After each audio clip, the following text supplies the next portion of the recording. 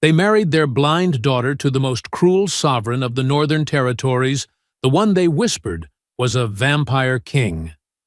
Those were the words that drifted like poisonous smoke among the back pews of the church, while the echoes of the heavy stone walls mixed with the cloying scent of frankincense and the smell of wilted lilies. She could not see the faces of the townsfolk who observed her with a mix of pity and horror, but she felt every gaze upon her skin like the prickling of 1,000 needles. She felt the heavy tension of the air, the held breath of her mother, and the slight rhythmic tremor in the hands of the priest. The only thing she did not feel was the warmth of the hand of the man to whom she was being joined for all eternity. The king, the man of whom everyone spoke in hushed, terrified tones, the one who returned from the border wars with scars that no human eyes dared to linger upon for too long.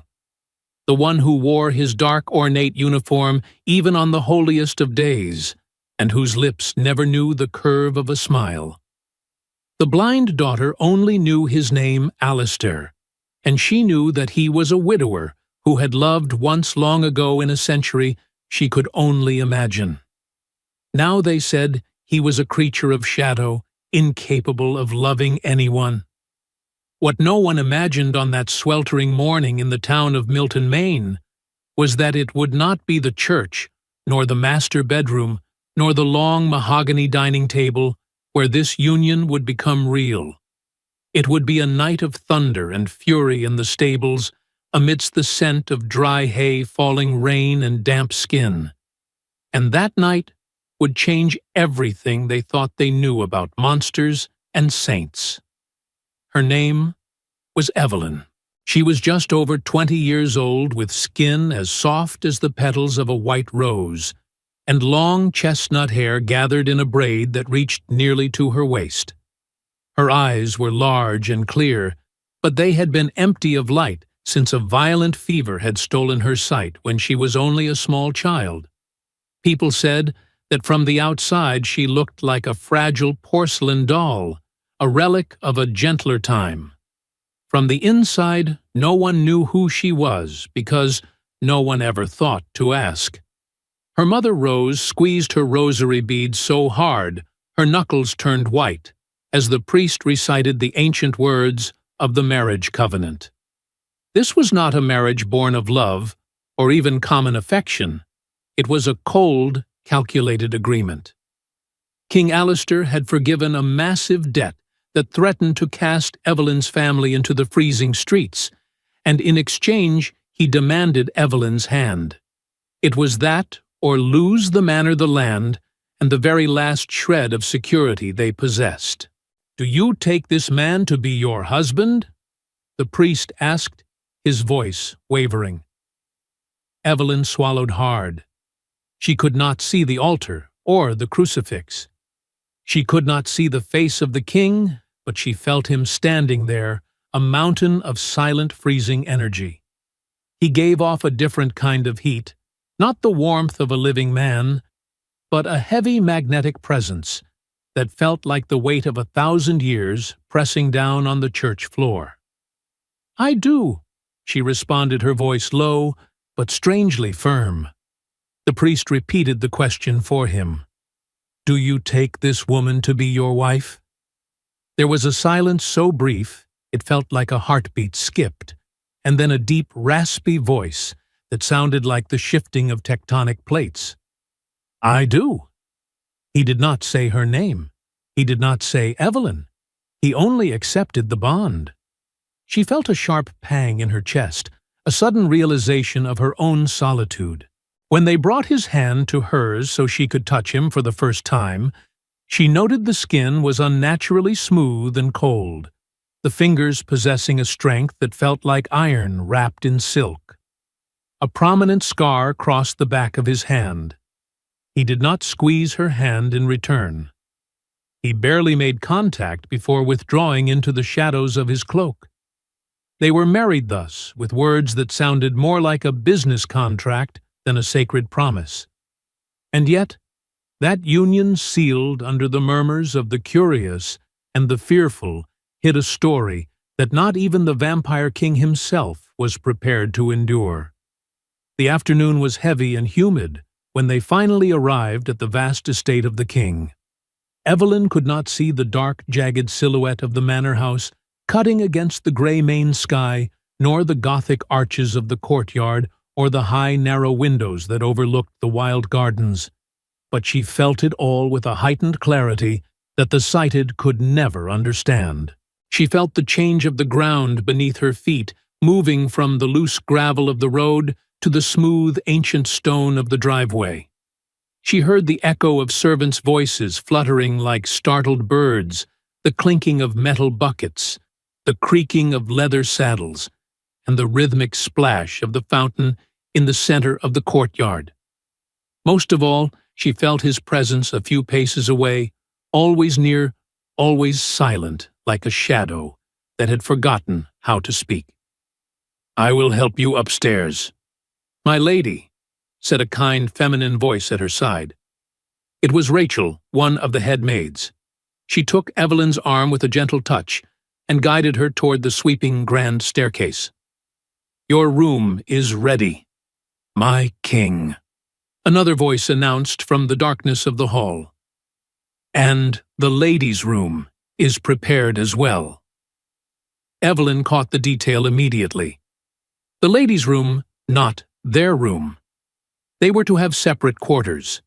She felt a small wave of relief mixed with a confusing sense of disappointment. She didn't understand why she felt let down by the distance. She climbed the stairs with careful deliberation, counting each step in her mind to map her new world. Rachel whispered descriptions as they walked. The hallway was long and lined with velvet. There were paintings to the right that felt like they were watching, and heavy oak doors to the left. "Here," the maid said softly. "This will be your room, my lady." They stopped, and Evelyn heard the heavy thud of the door opening. She inhaled the scent of polished cedar clean linen and fresh lavender arranged in a glass jar.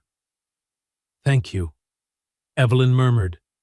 Behind her at the far end of the hallway, she heard the rhythmic, heavy click of the king's boots, moving away without a word, without a glance, even though she could not have seen it if he had stayed.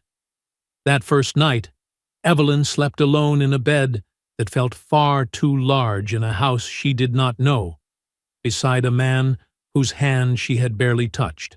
The silence of the manor was not like the silence of her father's home.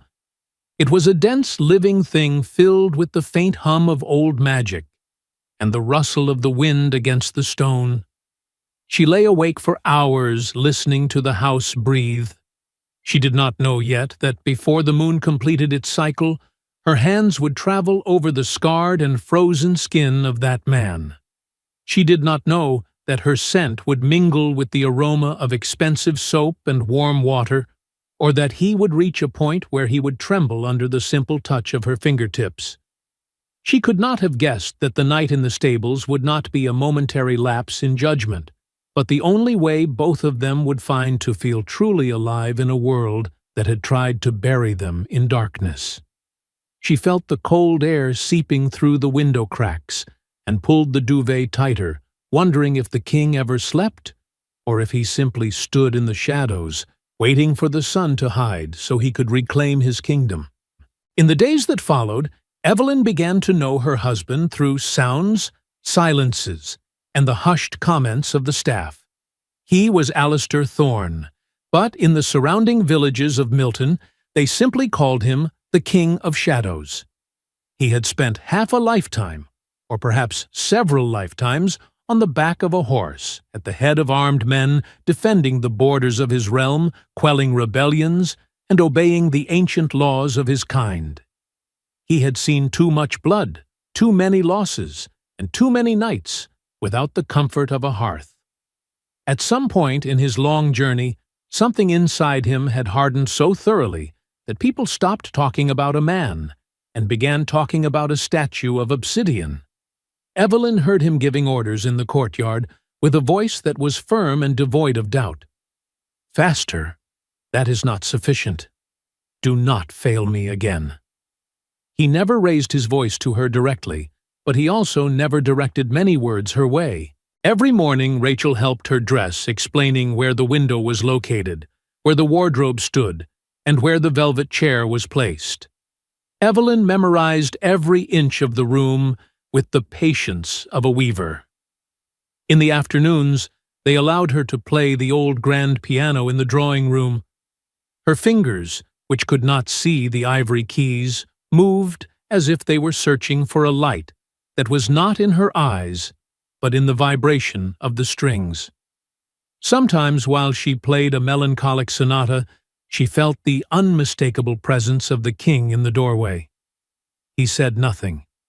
Evelyn could not see him, but she perceived his rhythmic breathing, the slight creak of his leather belt, and the suppressed murmur of his voice when he occasionally answered a servant's question. He never approached too closely. He remained at a calculated distance, as if she were a piece of fine crystal that he did not know how to touch without shattering. It was nearly a week before anyone dared to speak to her about his scars. It happened while Rachel was brushing her long hair. "Is it true that the king has scars on his face?" Evelyn asked her curiosity, finally overcoming her hesitation. The maid hesitated, the brush pausing mid-stroke.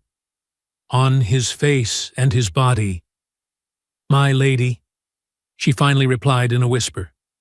"They say every mark is from a battle that would have killed a mortal man. They say that is why he is the way he is, because he has seen the end of the world too many times."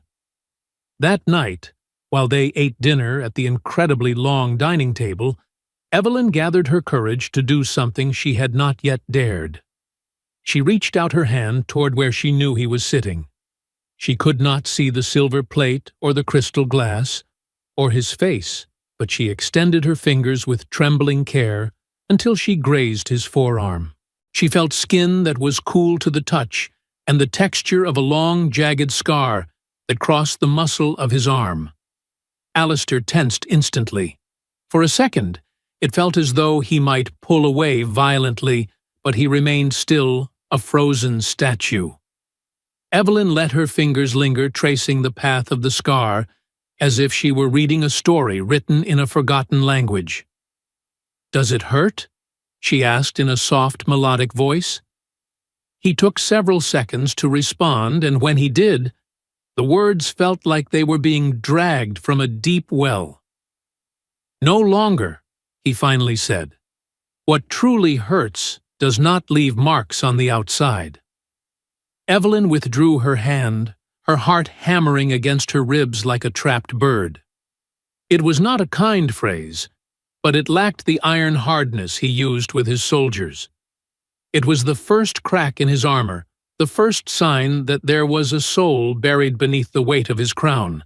2 weeks after the wedding, Rachel entered Evelyn's room one afternoon with an unusual sense of shyness. "My lady the king has requested something." "Tell me," Evelyn replied, sitting on the edge of her bed.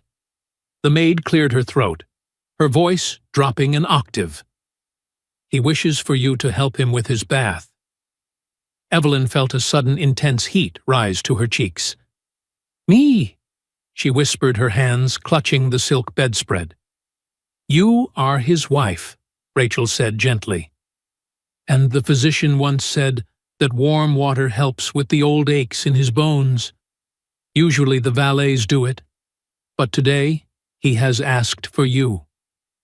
The idea terrified her, and at the same time lit a fire deep within her. She had never seen a man's body, never even truly seen her own, beyond what her hands could recognize in the dark. To think of the scars of the king's marked skin under the water made her hands tremble. "Very well," she said, after a long moment of silence. "Tell him I will come." The king's bathing chamber smelled of pine soap, damp wood, and the metallic tang of heated iron. Evelyn entered slowly, guided by Rachel, to the table where the basins, jugs, and soft towels were arranged. "I will leave you here, my lady," the maid whispered, before retreating and closing the heavy door. When she was gone, The silence took on a new, heavy quality. Evelyn heard the soft splash of water as he moved. "You may come closer," Alistair said, with that grave voice he rarely used directly with her. Evelyn moved forward with her hands extended until her fingers touched the cold stone rim of the massive tub. The water was steaming, filling the air with a thick, humid vapor. "Tell me, what do you wish for me to do?" she murmured. There was a moment of hesitation. "Just wash my back," he replied. "That is all." Evelyn took a sponge, dipped it into the warm water, squeezed it out carefully and pressed it against the king's skin. She saw nothing, but her hands saw everything. She felt his broad shoulders as hard as the stones of the manor, and the scars, some as thin as silken threads, others as thick and gnarled as old rope. She felt the tension in his neck every time she moved near a mark. She moved slowly, with a profound sense of respect, as if she were touching a forbidden history. In one moment, the sponge slipped slightly toward his side, descending further than she had intended. Her wet fingers brushed against his waist, the line where his body became more intimate. Alistair tensed with the speed of a predator. His hand shot out of the water and gripped her wrist with a strength that was staggering. He did not hurt her, but he held her fast. Evelyn gasped her breath, catching in her throat. They were close, incredibly close. He pulled her wrist toward him so that she lost her balance and had to lean forward, supporting her other hand on the stone rim. She could feel the radiant cold heat of his body under the water. She could smell his skin, a mixture of expensive soap rainwater and something deeply, anciently masculine. "You do not have to," he said, his voice coming out as a low growl. "Do not touch where I have not asked." It wasn't a shout or a command. It sounded more like a plea that he didn't know how to disguise. Evelyn swallowed hard. "I am your wife." She whispered the words, surprising even her. There was a thick, heavy silence. "That is precisely why," he replied, bringing his face so close to hers she could feel the coolness of his breath, even though she couldn't see the depth of his dark eyes. "Because you are, and I do not wish to treat you the way life has treated me." He loosened his grip on her wrist, pulled away, and muttered, "That is enough for today. You may go." Evelyn stood there for a long time after he left, her heart pounding. Her entire body felt awake, as if her skin were filled with electric sparks. They had not been intimate, but something had been ignited, and she knew it would not be easily extinguished. In the days that followed, the king avoided calling her to the bath. Evelyn felt the distance growing between them like a physical chasm. It wasn't just physical. It was as if he feared coming too close, not for her sake, but because of what she stirred within his own frozen heart. She, for her part, found herself thinking of his body more often than she cared to admit. She remembered the breadth of his shoulders under the sponge, the rough texture of the scars, and the contained power in the hand that had held her wrist. At night, alone in her bed, she replayed the scene 1,000 times. She felt the warmth rise to her face and chest. She told herself it was shameful, but she couldn't stop. She was supposed to share a bed with him. As his wife, it was her duty to give him her body, without question. But he slept in another wing of the manor, and the only contact they had shared, beyond a hand on a hand, had been that interrupted bath. She realized there was something broken in the king, something that did not allow him to reach out, even though his breathing became heavy whenever she was near. He saw himself as a monster, a creature of the night. She didn't fully understand his nature yet, but she was discovering him through small, subtle gestures. She remembered when he heard her trip in the garden, and he had run to her. She heard the speed of his movement faster than any human to catch her before she hit the ground. She remembered when he had a gentle, slow-stepping horse brought to her. "I do not want you to live in darkness inside the house," he had said. "This horse will carry you along the paths. You will learn to orient yourself by the wind and the slope of the land." Cheers? It didn't sound sweet, but the action was the kindest thing anyone had ever done for her. One afternoon, Evelyn felt a desperate need for the comfort of warm water on her skin. She had spent the morning mapping the gardens with Rachel's help, memorizing every turn and every bench. She asked for the bath in her own room to be prepared. Rachel helped her undress with delicate care. Evelyn never saw her own reflection, but she knew her body through touch, the slender arms, the chest that rose and fell more quickly since her arrival at the estate, the gentle curve of her waist. She stepped into the water with a long sigh, closing her eyes, though seeing or not seeing changed nothing of her world. She stayed like that for a long time, her long hair floating on the surface, her skin alternating between burning and cooling, when she heard something she did not expect, the door opening. "I thought—" Alistair's voice stopped abruptly. Evelyn instinctively covered herself with her arms, though the water and the steam already hid much of her. "Forgive me," he murmured. "I did not know you were here." The silence was filled with the sound of water dripping from the ceiling and the creaking of the old wood. Evelyn felt exposed, but she also felt a strange, new strength. "It is my bath," she said, "and it is my body." It wasn't a complaint. It was a simple, undeniable truth. Alistair did not leave. He closed the door behind him and took a few steps closer. "You are right," he conceded. "But I am a man, Evelyn. I am not used to entering a room and—" He stopped. "I do not want to look at you in a way I should not." Evelyn smiled slightly, a small sad curve of her lips. "I am your wife," she said softly. "How then should you look at me?" He let out a low, mirthless laugh.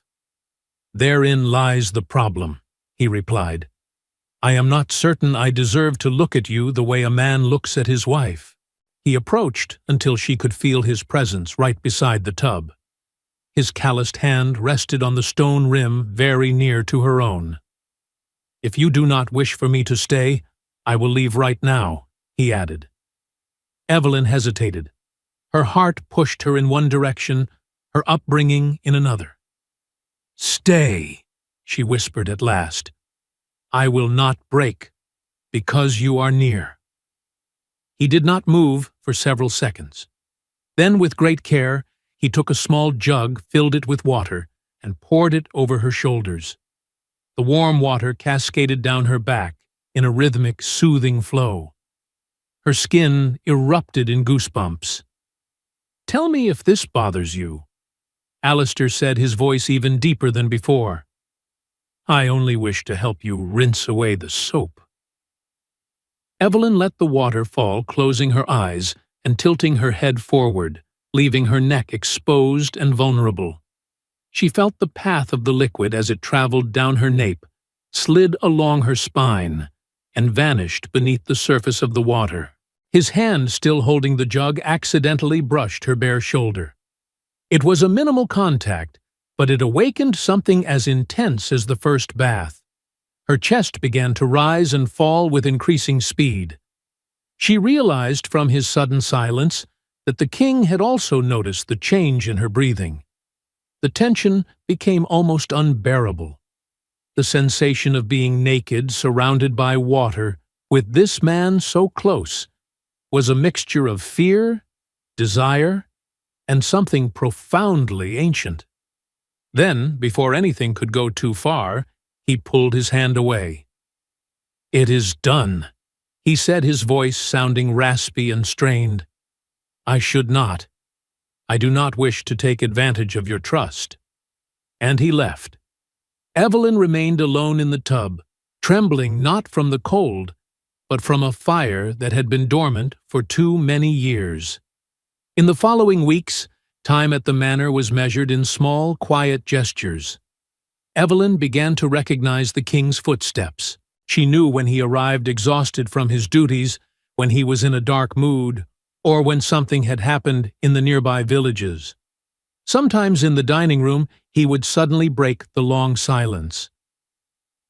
"Have you grown accustomed to the hallways yet?" he would ask. "Almost," she would respond. "I still lose my way near the gallery at the back." He would click his tongue, seemingly annoyed with himself. "I should have a railing installed there," he would murmur. He never said, "I don't want you to fall." But the sentiment was there, buried under layers of duty. Other times, the closeness turned back into a sharp rejection. One night, Evelyn, gathering all her courage, walked to the door of Alistair's study. She stopped, took a deep breath, and knocked with her knuckles. "What is it?" he asked from within. "I only wanted to talk," she replied. She heard heavy footsteps approaching. The door opened, and she was hit by the scent of tobacco, old parchment, and damp leather. "It is late," he said. "You should be asleep." "I am your wife," she dared to say, her voice trembling but steady. "I do not know if I should sleep alone every single night." There was a heavy, suffocating silence. "Precisely because you are," he replied, a note of pain vibrating in his voice. "I do not want to use your body just to forget the shadows in my head. I do not want to treat you like the world has treated me." Evelyn felt a knot tighten in her chest. "Not every man who touches a woman does so to forget," she murmured. "Some do it to remember they are still alive." He took a step back, and the distance between them grew once more. "Good night, Evelyn," he said, and closed the door with a soft but final click. She stood there for a few seconds, her hand in the air, touching the void where his chest had been. The horse he had given her was named Ember. He was a noble animal, with a steady gait, seeming to understand that the young woman who rode him could not see the path ahead. He allowed himself to be guided by the touch of her hands and the soft, melodic voice she used to speak to him. "You are the only one who lets me feel the world without fear," Evelyn would say, stroking his dark mane. He took her on long rides around the estate, always with a stable hand nearby, just in case, though she never knew, that the king often observed her from a distance. One afternoon the sky began to darken much earlier than usual. The clouds became heavy with a bruised gray color.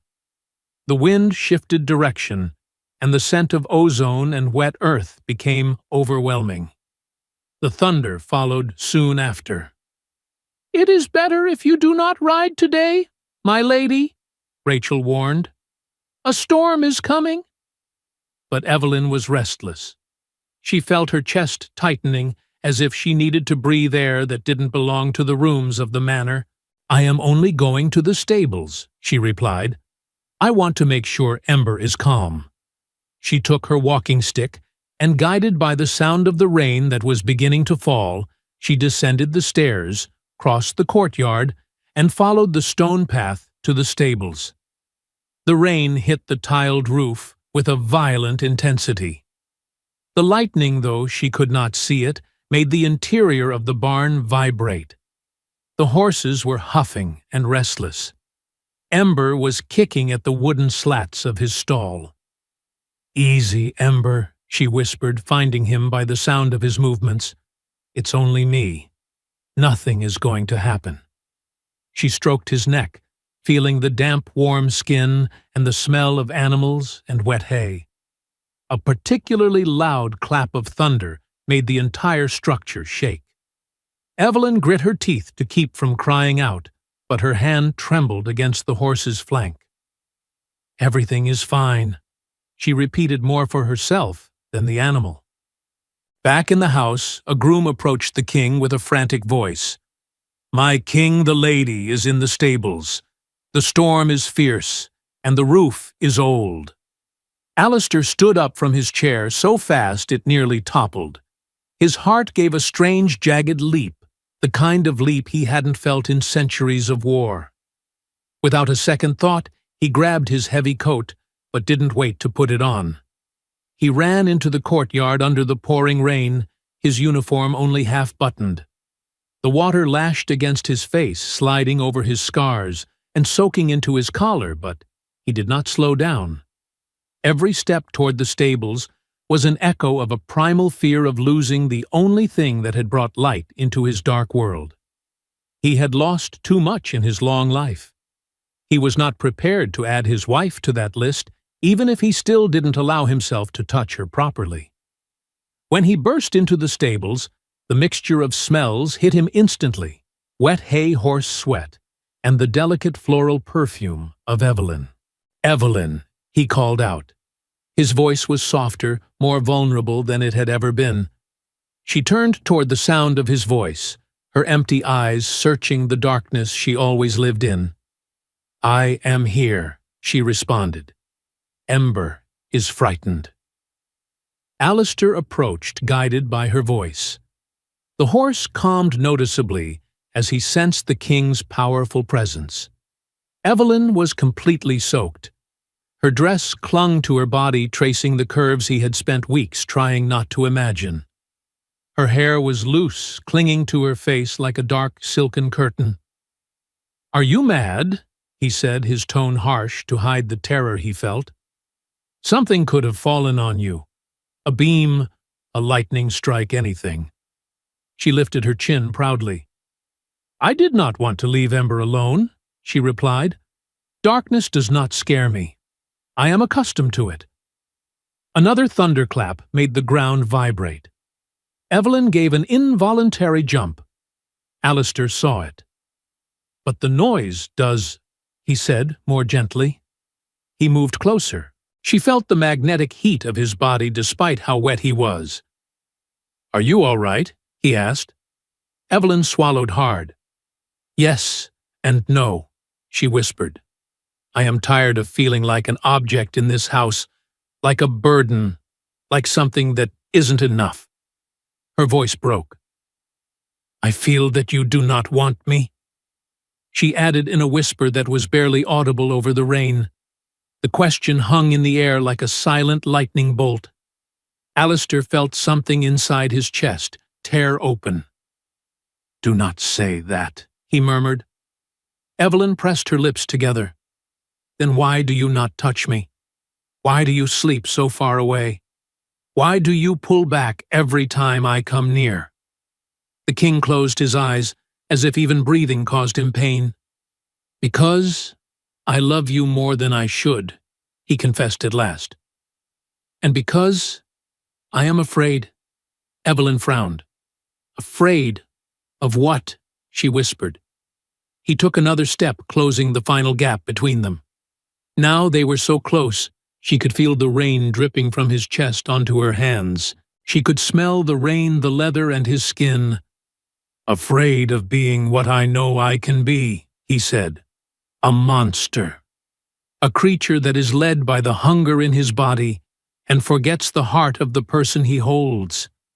I know how men like me treat women when they only want to extinguish the fire inside. I have seen it, and I do not want you to be a part of that. I do not want to turn you into another scar." Evelyn felt her eyes fill with tears. She had no light, but she had tears. "You are not a monster," she said. "Not when you give me a horse so I can know the world. Not when you worry about the hallways of the manor. Not when you let me touch your scars without pulling away." Her trembling hands found his chest. The wet shirt was stuck to his skin. She felt the texture of a thick scar under her palm. "This," she said, pressing gently. "This is not just pain. These are stories, battles, and choices. And even after all of that, you are still here standing. You have changed, but you are here." Alistair trembled under her touch. The noise of the storm seemed to recede for a moment. There were only the two of them, the rhythmic breathing of the horse and the silence of things that had taken too long to be born. Evelyn was soaked, her dress clinging to every line of her body. The king noticed the way her chest rose and fell. The desire he had contained for so long fought to break free. "You do not know what you are asking," he murmured. "You have not seen what I am capable of." She smiled sadly. "Alistair, I see nothing," she responded. "But I feel everything, and what I feel now is not fear." Her fingers slid upward, grazing the line where his chest met his neck. His pulse was fast, frantic. "If you truly love me," Evelyn said, "do not leave me alone in this darkness that isn't just in my eyes. Stay here with me, not as a king, but as a man." The next thunderclap sounded far away. The storm was beginning to move on. Inside the stable, however, something was just beginning.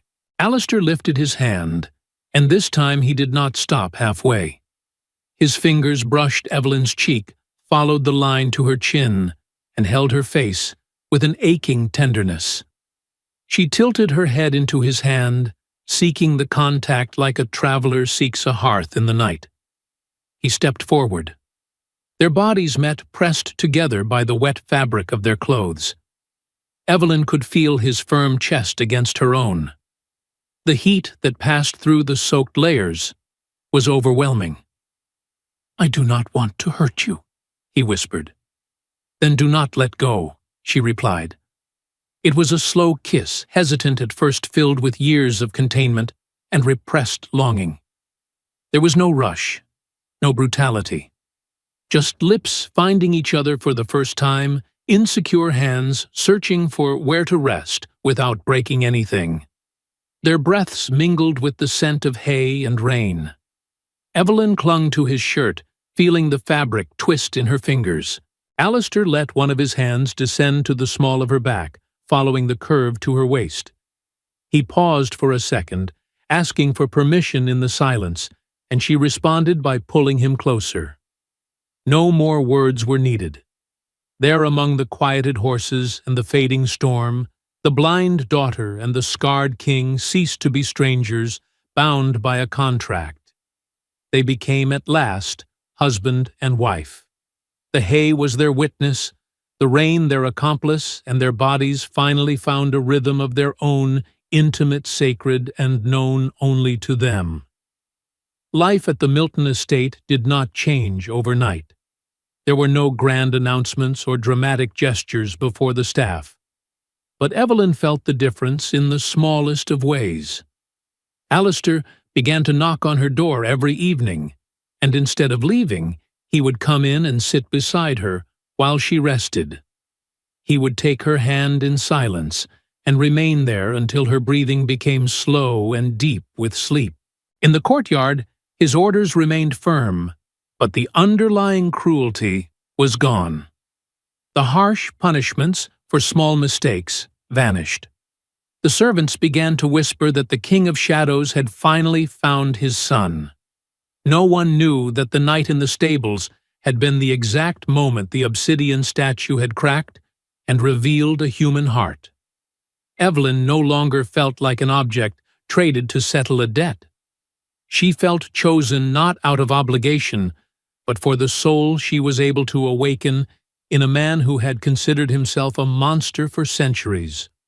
Sometimes when the wind blew strong from the north, she would ask to go down to the stables with him. They didn't always need passion. Sometimes they just stood there, breathing the same air, remembering without words that it was that humble place that gave them a second chance at life. Through this journey, they learned that the greatest blindness is not the absence of light in the eyes, but the absence of empathy in the heart. We often walk through our lives like Alistair, building walls of stone and ice to protect ourselves from old wounds, convinced that our scars make us unlovable or monstrous. We hide behind titles, duties, and silence, fearing that if anyone saw the truth of our brokenness, they would turn away in horror. Yet it is often in our most vulnerable moments, when we are stripped of our defenses by the storms of life, that we are finally able to be seen.